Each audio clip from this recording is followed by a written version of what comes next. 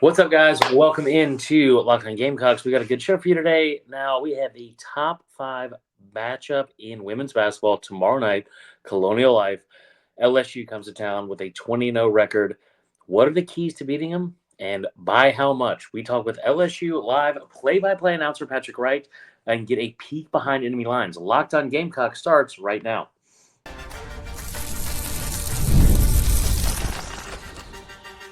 You are Locked On Gamecocks, your daily podcast on the South Carolina Gamecocks, part of the Locked On Podcast Network, your team every day. What's up, guys? Welcome in to Locked On Gamecocks. I'm your host, Chris Marler. I hope everyone's having a fantastic Thursday night or Friday morning, whenever you are watching this. Snow has melted, and it is a hot ticket on Friday night. And we have a big weekend ahead of us. But first and foremost, I want to say thank you to everyone that is making Locked On Gamecocks your first listen each and every day. Shout out to our everydayers. Remember, we're a free and available podcast wherever you get your podcasts, as well as on YouTube, part of the Locked On Podcast Network, your team every day. Now, today's episode is brought to you by our friends at the Game Time app. If you have not already got a ticket, if you are looking for tickets or trying to upgrade your tickets, make sure you're using the Game Time app. They do a tremendous job, and right now new customers, if you use the promo code LOCKEDONCollege, all capital letters, all one word, you will get $20 off your first purchase. It has been a time trying to record this episode tonight, but I'm fired up. We had an interview scheduled with LSU play-by-play announcer Patrick Wright. He was phenomenal. We were not able to get the video from that interview at a level that I think would have been serviceable to you guys. He was traveling a lot all day. We've obviously had like a bunch of crazy weather in both Baton Rouge and in Columbia, but I sat down with him, had a good 10-20 minute conversation with him. Our live producer Allie's in the house. She says don't make excuses. So we'll just do just that. And it is a big game tomorrow. He knows it. And I talked to him, and I tell you what, the word that comes to mind when interviewing him was, I don't want to say nervous, but almost apprehensive. Like the confidence, I think, going into this game is primarily going to be one-sided. And I think that is going to be from South Carolina. Now, I asked him, I said, listen, like, give us a breakdown of LSU. For those who don't know as much about this team for this year, obviously Angel Reese is gone, but you still have a lot of talent on this team. And this was exactly what he said. He said the big three they have with Williams, Johnson, and Morrow, he would put that against anybody else in the country. His immediate next words were, the thing with South Carolina is they have a Big Ten. And there's just no weaknesses. They're deep. They like winning games is something they do. You know, it's become second nature. And you look at some of the numbers and stuff like that to back it up. I'm trying to pull them up. Our lovely producer sent me these earlier, so I need to find those. But you look at some of the numbers. I think coming into this game alone for South Carolina, they have done some things that have done things that very few teams have over the course of SEC women's basketball history. Right? They have won. The last time they came to Columbia, they won by 24 points. It's against LSU. They own a 68-game home winning streak and a 53-game SEC regular winning streak. Like I said, it has become second nature for them to win. Now, LSU has had a phenomenal program, and he did not make any bones about that. And he made this point, too, I thought was really interesting. He said LSU is deeper than they have been, but no one is as deep as South Carolina. Again, going back to the strengths of this LSU team, good at running, playing fast, getting up court, and being able to do that. Looking for an angle. He said he was looking for an angle where they might be better than South Carolina. And you look at tape and you watch the game. He said they were leaving Gainesville on Sunday and watching, the second half of the South Carolina Oklahoma game, and it was just like it was a very impressive win, clearly, and that's a good Oklahoma team. So looking for an angle where they're better than South Carolina, it's hard to really find one. He did also say, I think one of the keys, and we'll get into the keys that he brought up later, but one of the keys specifically was cannot turn the ball over. Because one thing the South Carolina team does that no one else does, or they do probably just a better job than everyone else, is you see this in the men's game a lot where you have streaks and you have momentum shifts and back and forth, all that kind of stuff. When South Carolina is able to really put their foot on the gas, not only do they not really let it up, but you don't see a lot of teams creep back into a game with them. You just don't. And so allowing them to get points off turnovers, go on a 10-0 streak, a 12-2 run, anything like that, it's hard for any team in the country, including LSU and some of these, some of the other top 5 teams in the country, to pull themselves and dig themselves out of that hole. So that's another key piece is not being able to not having turnovers. Now, listen, the confidence from the fan standpoint in LSU might not be as high. He did make it a point to say, like, the one cool thing about this LSU team, even without the loss of Angel Reese, or even with the loss of Angel Reese, they're poised. They're a very, very poised group. And they've been able to find ways and figure out ways to win even when they haven't been at their best. I think that honestly, when he said that, it stood out to me a lot, because one of the things I think that's been so fun about watching these two teams is, like, the word poise is one of the first things that comes to mind. Like, tomorrow, you're going to see a really, really good set of basketball teams on the court. They could be the 2 best teams in the country. I understand that UCLA is undefeated. LSU is also undefeated. South Carolina sitting there with 1 loss, and they've also had what do you call it? They're ranked second in the country. It's as deep and talented a squad as there is, but LSU has a lot of good players, especially in that starting 5. And he pointed out again, Williams, Johnson, and Morrow are as good as anybody's big 3 in the country. Now, I asked for a key. Sorry, guys, I'm having a hard time focusing because our live producer continues to text me every single second of the show. But I asked him for a key that maybe we're not thinking as much about. And like, obviously, Flauja Johnson's awesome, right? I have been blown away by how good Anissa Morrow has been. I asked him pretty candidly. I was like, listen, maybe I'm just stupid. Maybe I'm not as familiar with her game as I should be. But every time I watch an LSU women's basketball game this season, I keep going back to him like, that feels like the best player in the country. She's played at that level, and she's done it quietly. Not a very outspoken, outgoing person. He brought that up as well, but she's been great. He did say he thinks maybe the key that no one's talking about for this LSU team going into this game, Kaylin Gilbert. She's had a bad couple of games. I think he said she's about like 3 of 18 in her last couple of games. She was averaging around 10, 12, 15 points a game for a while there. And it kind of goes back to it, like, they need her to get back to what she was doing well when they were doing, like, when she was playing at her best. The 2 straight games where, you're shooting 16, 17% from the field, whether that's a slump that continues beyond the last 2 games, if you're an LSU fan, or if you're Kim Mulkey, you better hope it doesn't. You better hope it doesn't tomorrow, because there's just not a lot of ways to beat this team from South Carolina without having to play an absolutely perfect game. Like, it's not enough just to score 80 if you have 6 or 7, 8, 9, 10 turnovers, right? Like, it's not enough to be able to hold them to 60, 65 points or less if you're also still committing turnovers, not getting the foul line, not able to connect from 3. Like, you have to play a perfect game to beat this team. He did say again, there's nothing that's going to scare this LSU team, but I thought this was interesting. He said one of the biggest things for both these teams, and it reminded me a lot of, like, of what you see sometimes in football season as well.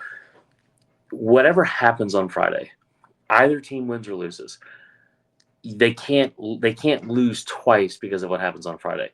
And what he meant by that is, listen, like, it's going to be a hard-fought, high-emotional game.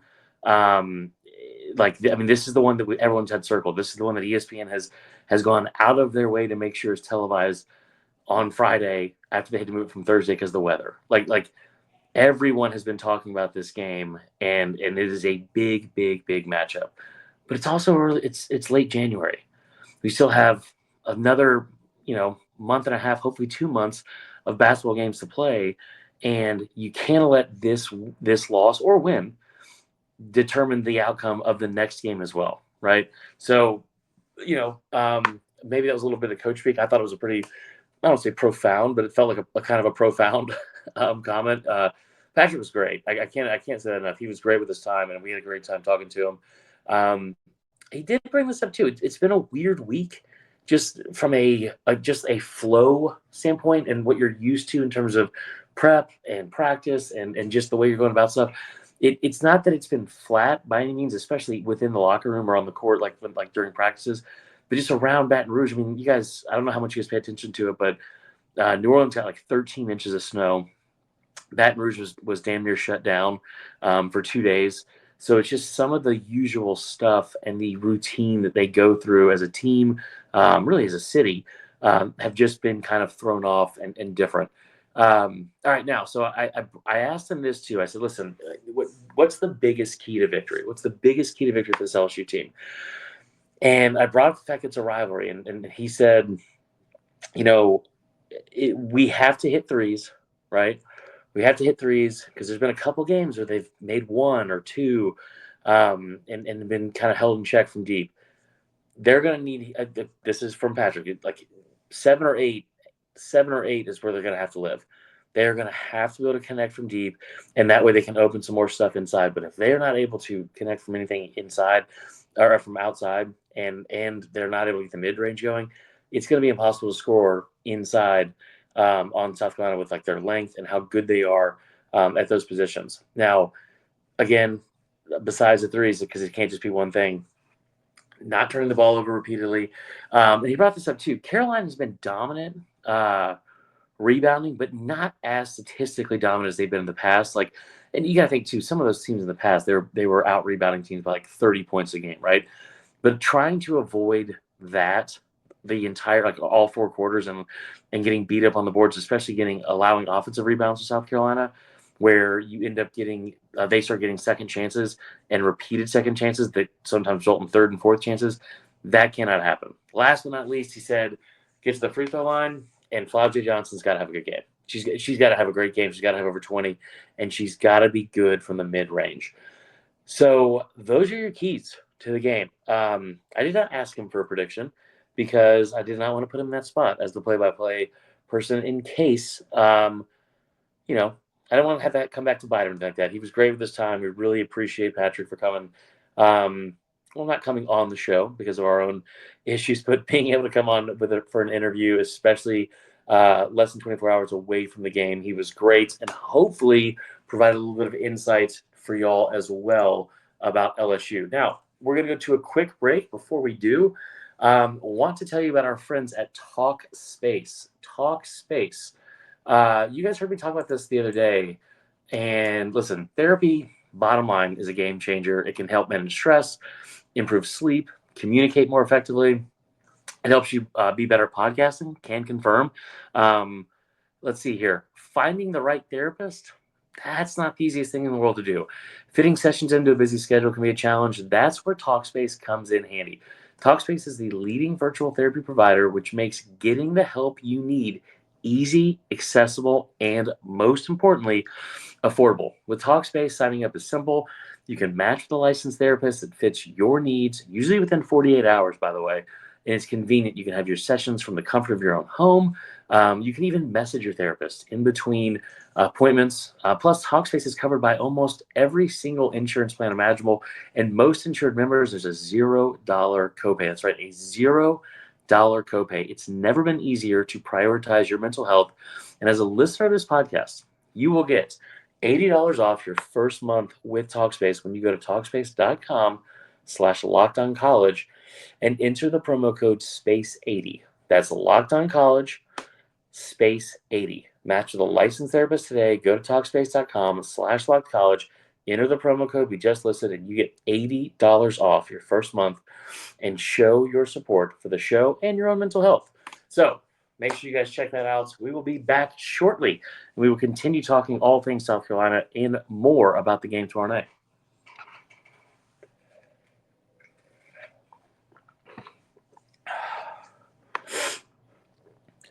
Okay, so let's get into some of these numbers real quick, and we'll close it out here, make it a quick show. Remember, we have another show coming up, and there's also the SEC Squad show, so I urge you to check both of those out as well. All right, so the game, as we've discussed, got moved. It's going to be Friday night, 5 p.m. Do not let that be an excuse not to go.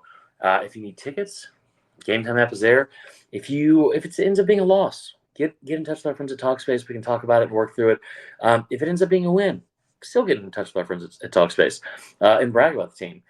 All right, ESPN, nationally televised. We're talking Friday night, 5 p.m. Love that they went out of their way to make sure they could reschedule this game to where it was still nationally televised. Says a lot about what's happening. So they're not doing College Game Day anymore, which kind of sucks. So they had planned on doing that. That got pushed back. But LSU, like I said, one of two teams in the country off to a 20-0 start. It's the third time. It's the third time we've done that in the last 3 seasons, which is unbelievable. Second best start to a season in program history. Now, listen, let's not forget, 2022-2023 team, they came here to Columbia. They were 23-0, and they got ran out of the building. Lost by 24, but they ended up winning the national championship.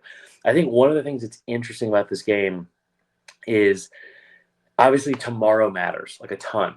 But it's also something that's going to be a learning experience, something you take a lot away from both teams, and how you get better and how much confidence you have moving forward before you get into the rest of the SEC schedule, and then ultimately probably play each other again come tournament time, because it's a marathon, not a sprint in college basketball, whether it's men or women's.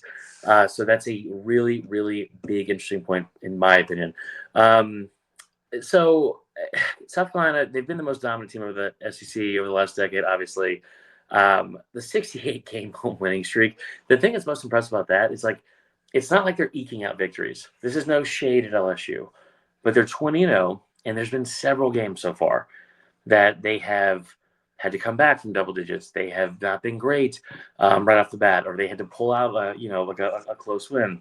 I think it was Texas that they had to pull out a close win against a while back. Or maybe it was Vandy. I can't remember. But they have had Tennessee. You had a buzzer beater against Tennessee.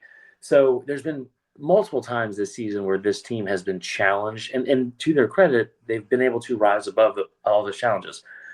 Where that would concern me is you talk about what South Carolina's done, especially at home. They don't lose, knock on wood. They don't lose, and they even the games aren't necessarily close. They're just not close. Oklahoma is a top 15 team nationally, and they ran them out of the gym. So 53-game SEC regular season winning streak, that is unreal, just unreal. Gamecocks only lost the season, obviously came at the hands of UCLA. Again, LSU is the other only undefeated team remaining in the country besides UCLA. Now, South Carolina couldn't knock off UCLA, and now you get a chance to, at least in the other undefeated team in the country's 20-0 start and unbeaten streak. I don't know where this line is right now. Let me see if it's even out, because they'll definitely have one for tomorrow. I would imagine it'll probably be around double digits, probably 11.5, I would think, especially since South Carolina is at home. We'll see. But South Carolina, they've dominated. Like I said, they've won 13 in a row, all by double digits. Every single one of them. 6 of those 13 games have come against ranked opponents. Obviously, this is a program that has had a lot of success, so I'm not going to sit here and wax poetic and say they might be playing better than they ever have under Don Staley, because that bar is set very, very high. But 13 straight games where you win by double digits and half of those are against ranked teams, that is not an easy feat. That is not an easy feat. So this will be the 4th straight game they have against a top 25 team. They have won their first 3 of those, the previous 3, by an average of 25 points. It's unbelievable. The depth of this team. He jokingly said, I love our big 3. Their Big 10 is nearly impossible to contend with, just because the amount of depth. And again, especially in this day and age, it just kind of speaks to how special what Don Staley has been able to build, because you can go get NIL like money elsewhere. It's one of the reasons, one of the many reasons Angel Reese transferred into LSU, right? Like in this day and age with the portal and being able to go get paid. We've seen it with Haley Van Lith, we've seen it with the Cavender twins, like whatever. There's a lot of opportunities and people go chase that, especially if they're not getting as much playing time as they want. You've got the South Carolina's bench has averaged 40 points per game this season. The bench has averaged 40 points per game. 10 players on this roster who are averaging 15 minutes or more. It's a selfless basketball team. It's a great basketball team. It's an elite basketball team. And we will see what happens tomorrow night. I will tell you this. We'll close with my prediction, and we'll get into one more quick, brief word about a friend of the show with Prize Picks. With Game Time. I think that LSU is really good. I think that Flajay Johnson will be best when the lights are brightest. I fully believe that. I do stand by what I said about Anissa Morrow. I think she's the best player in the country. She will most likely be an All-American, and she has played with so much consistency. The amount of consecutive double-doubles she's had. She's been the SEC Player of the Week one or two times. She has been fantastic. She's going to be hard to stop. It's very hard to score inside on South Carolina because their length and size. She's been a problem. She has just been a problem and consistently putting up double-doubles all season long. I hate to say this because it's not any shade at Angel Reese, and I know that she's a very polarizing figure, so it's not shade at her. But Anissa Morrow is it feels like a better shooting or a more higher percentage shot than Angel Reese. It's a similar player with the double-doubles and consistency like that. But from just a production and efficiency standpoint, I feel like she's been a little bit better. Flown on the radar because she's not as outgoing and all that kind of stuff. But that is where I would compare her to. From a prediction standpoint, I will say I cannot find the odds on this for tomorrow. I think South Carolina wins. I don't think it's going to be a 20-point win like we saw a couple of years ago. I think 10 to 15 sounds about right. I do think this LSU team will fight. But again, the thing with this South Carolina team specifically is when they get on a run and they get up, especially by double digits, they do what I wish the football team would have done more of this year, which is you put your foot on someone's throat and you don't let it up. Wish that the men's team had done that against Florida and Auburn, and even Vandy at times, but especially those first two. That's what makes elite teams elite, is they do not let their opponents back up off the mat, and that's something South Carolina has done better than probably anyone in the country since that loss to UCLA. So final score, I think it'll be kind of high scoring. We've seen a decent amount of high scoring games from LSU and giving up a decent amount of points defensively at times, especially in SEC play. I'm going to say 81 to 64 final score. And if I'm right, you'll never hear the end of it. All right. Let's close out today's show with a quick word about our friends at Game Time. You guys have heard me brag about them a ton, and you will continue to do so because tomorrow night is a big, big game, and hopefully you guys can get some tickets if you have not already got them. Now, attending an NFL playoff game is also an experience like no other. The energy, the excitement, and the connection with other fans is unmatched. I remember the thrill of seeing my favorite team clinch a playoff win live. It's a memory I'll never forget, especially with the Super Bowl that happened right after that and the 28-3 lead that was blown. But it was still fun getting there. This year, Game Time makes it even easier to create those unforgettable moments with their new feature, Game Time Picks. It filters out the fluff and shows you the best deals and only the best deals on great seats so you can focus on what matters, and that's being there. I use Game Time Picks several times. You guys have seen me talk about this before. They do a great job at several things, and it's things that no one else in the ticketing industry is doing. I'm talking about a super deal that's like the best value for that specific event, whether it be in a certain section in the arena or stadium or anything like that. If it's last minute deals, if it's seat views before you buy, if it's the on-time tape delivery, and the best thing ever, the low price guarantee that's lower than anyone else. And if you find a lower ticket price, if you find a lower ticket price for the same game in the same section, they will give you 110% guaranteed match of whatever you found that was cheaper than theirs. It's just one of the many, many things that they do better than anyone else in the ticketing industry. Take the guesswork out of buying tickets with Game Time. Download the Game Time app, create an account, and use the code LOCKEDONCollege, all capital letters, all one word, for $20 off your first purchase. Terms apply. But again, create an account, redeem the code LOCKEDONCollege for $20 off. Download Game Time today. Last minute tickets, lowest price, guaranteed. All right, we will be back tomorrow with another episode of Locked On Gamecocks. I hope all of you have a fantastic start to your weekend. Be safe. Go Cox.